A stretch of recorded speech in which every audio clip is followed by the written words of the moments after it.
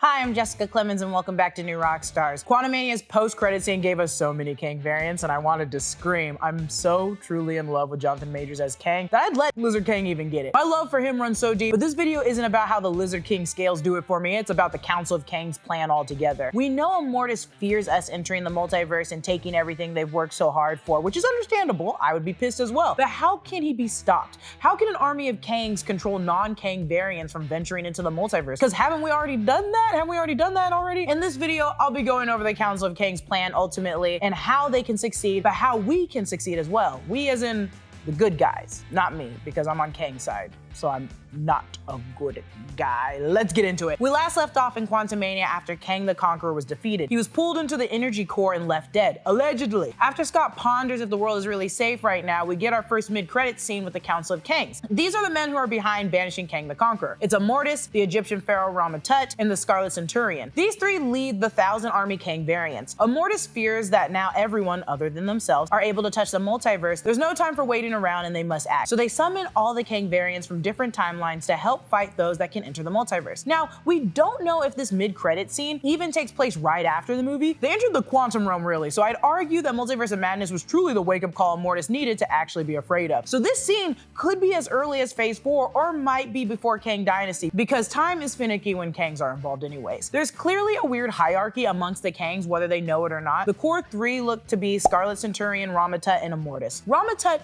feels like the center of a lot of Kang stories because he went back to being Rama-Tut a couple of times. He started as Nathaniel Richards, bored in his timeline, so he built a Sphinx-looking time machine and went to ancient Egypt and was able to take over their kingdom. His goal there was basically to groom Apocalypse, the mutant, to be his heir. Then the Fantastic Four arrived in ancient Egypt and Rama-Tut enslaved them. Then the West Coast Avengers showed up and they were also defeated. Khonshu later saved the West Coast Avengers and Rama-Tut's men turned on him. Everything was like failing, so he escaped in his time machine, but wound up messing that up too and popped out in the 20th century, later becoming Scarlet Centurion. He's gone back to being Rama-Tut again in the comics after failing as the Scarlet Centurion, which leads me to the Scarlet Centurion. The Scarlet Centurion was originally Rama-Tut, and once he escaped, he met Dr. Doom and, inspired by Dr. Doom, created a suit like his and called himself the Scarlet Centurion. The Scarlet Centurion had convinced the Avengers in the comics to turn on the other heroes or else the world would end because there were so many superheroes. He even had them fight the Avengers of 6, 8, 9 in a different reality. Once defeated by Goliath, he was sent back into the time stream. He deemed the Centurion as another failure and became Rama-Tut again, but because he was immediately shot into the time stream, it created a divergent, aka variant Scarlet Centurion. Now, this Scarlet Centurion was actually successful in his endeavors. There's also a Scarlet Centurion that's the son of Nathaniel Richards who took on the moniker, so there's like 3 different Scarlet Centurions we could be looking at. Then lastly, there's Immortus. Kang and Rama-Tut eventually become Immortus. Rama-Tut in Limbo, aspiring to retire and sequester himself as the Lord of Limbo and the Master of Time, he took on the identity of Immortus. Since Limbo basically exists outside time and space, there is no aging him. Immortus is sly and likes to dupe people. He's a master manipulator rather than forcing people to do his wills. When looking at their Marvel stats, each of them have a 7 for speed and intelligence 4, but energy, durability, and fighting skills differ. It's probably because Immortus spends most of his time in Limbo barely fighting people because he can manipulate anything there, while Rama-Tut literally had to fight in Egypt. Though they're all the same person, their identities differ and have different stats, which play into them working together or eventually splitting up. That's all the Kangs,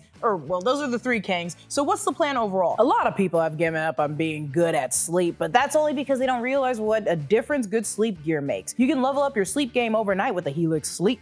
Helix Sleep makes premium mattresses and bedding customized to fit your needs and shipped right to your door. I know that man brought it up to my door and I am ever grateful for him forever. And look, I'm not a sleepologist or anything, but I don't need to be. Helix has a sleep quiz that matches your unique body type and sleep preference to the perfect mattress for you. You can even take it with a partner and find the mattress that's perfect compromise between your preferences. And that's very important because I like to roll over people in my sleep. I took the quiz. I wanted a medium firm mattress with lumbar support that sleeps cool, and I got matched with the Dusk Lux Helix mattress. I've had it for a few months and I love it and I will never get rid of it. Sleep better and wake up less often than I used to. And let me tell you, I used to wake up in the middle of the night screaming. Helix delivers your mattress right to your door for free, you guys. I can't emphasize enough how it's for free and they deliver it to your door because it's a big heavy mattress. It comes rolled up in a shockingly tiny box and it's super easy to set up yourself. You just open it and Helix has a 100-night sleep trial, so you'll get more than 3 months to make sure that you love your mattress. If you don't, they'll pick it up for you and you'll get a full refund, which is better than what anywhere else could give you. And these mattresses also have a 10-year warranty. That's an entire decade, you guys. Helix even has a financing option and flexible payment plan, so a great night's sleep is never too far away. I love my Helix, and I think you would too. If you're looking for a new bed, check out Helix. You can click the link below or go to helixsleep.com/newrockstars and get 20% off your Helix mattress plus 2 free pillows. Why are the Kangs doing this? We need to take a look at He Who Remains and Kang the Conqueror to get a better understanding. He Who Remains isolated his timeline and created the TVA to manage the flow of time and prevent any further branches. This stops his evil variants from coming and taking it over, right? So Kang the Conqueror, though he could be lying, said he was exiled for trying to stop the other versions of himself from destroying the multiverse. He said time is broken because of his variants. Throughout the multiverse, they play with time like children. He saw how it ends, their chaos spreading, universes colliding, and endless incursions. He saw the multiverse dying, so he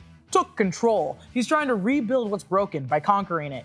Just like a super evil motive. Now we could say the Council of Kangs plan is that they solely care only about conquering and not at all about the incursions or killing timelines, but I think they're too smart for that. They'll recognize if that's their sole plan, which of them will end up the true conqueror. There can only be one. We always know there can only be one. And if you believe that that's their plan, respect for you. I believe it ultimately, but deeper down it's bigger than that. It has to be. There's an interesting point to be made that most Kangs think alike and they're under the impression, or their motive is that in order to fix what's broken, you must be in control of it first. So with that motivation, they probably think that what they're doing is justified even when it's bad. They think they're protecting their world from their worst outcome, which is themselves. I think as of right now, Immortus is planting the seed that Earth 616 has heroes that can kill Kangs. And now their move is to find that planet in that specific timeline and stop all who can stop them from across the multiverse. Immortus could be running this entire show and duping everyone. He mentions at the end of the movie, none of us killed him. They did. They're beginning to touch the multiverse. If we let them, they will take everything we built. So let's stop wasting time. He's already planting in their minds paranoia and rushing them to attack by using the Council of Kangs to pave the way and ultimately fight to the death either by the Avengers or one another. It will leave Immortus as the last one. In the comics, the Council of Kangs was created to destroy other Kangs to begin with. They handpicked other Kangs to kill and take over their empires, then found out it was all manipulated by Immortus. Eventually, the Council eliminated all versions of themselves and Prime Kang destroyed the Council members. We could literally see that happening here with Immortus. Could a bunch of Kangs really trust each other? Absolutely not. Are they their own worst enemy? 100%. I truly believe Immortus is the leader, not only because he is the center of the Kang Council, he's choosing when to strike. That's leader behavior 101. I think it's Immortus playing them all like a fiddle till the curtain call. And right now we're only seeing the beginning, which is them exiling the bad Kangs and keeping the allied ones. How can we really stop them, you know? Let's take a look at the movies in the series coming up in phase 5 and 6 to find out. We know we make it to Kang Dynasty and some variant would probably spill into Secret Wars. I think we could also see variants pop up in Guardians of the Galaxy Volume 3, Loki Season 2,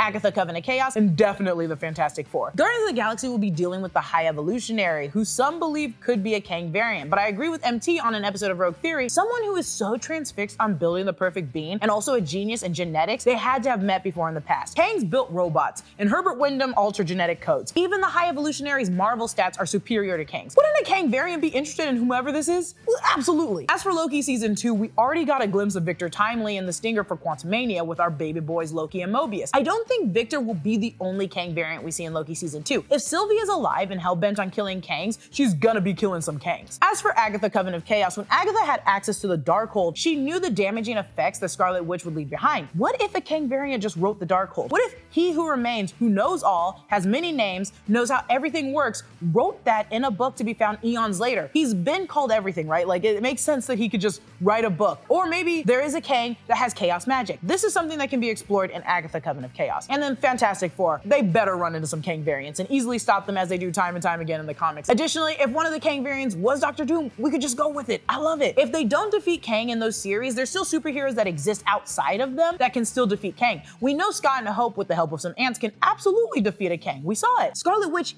easily. In the comics, that's why Immortus wanted her. She can literally step into the multiverse through another version of her own body. Doctor Strange and Wang, with the help of the mystic arts, absolutely could take on Kang variants. Loki, clearly with the help of Sylvie, I mean, she already killed one. In the comics, Khonshu has defeated Rama-Tut, so by proxy, we could see Moon Knight defeating a variant. I'm sure with much assistance, America Chavez can make it quicker by sending people into different universes to fight alongside her. I personally believe that Captain Marvel could also defeat a Kang variant with her energy manipulation and healing factors. I'm sure there's absolutely more, especially because it looks like the MCU is setting up as a team. You can take him down. He's definitely not unstoppable. In the comics, that's why he's jumped around so much. He's been defeated all the time, but it will take more than one person to do so. That's it for my video on the Council of Kangs plans and how we can defeat them. I feel like this will be stretched over phase 5 and more information will be sprinkled in later, but for now we can theorize. And baby, I think Immortus is the heart and soul of this operation. Follow me on Instagram and Twitter at Lulu_Clemons. Follow New Rockstars. Subscribe to New Rockstars for more breakdowns of everything you love. Thanks for watching. See you later.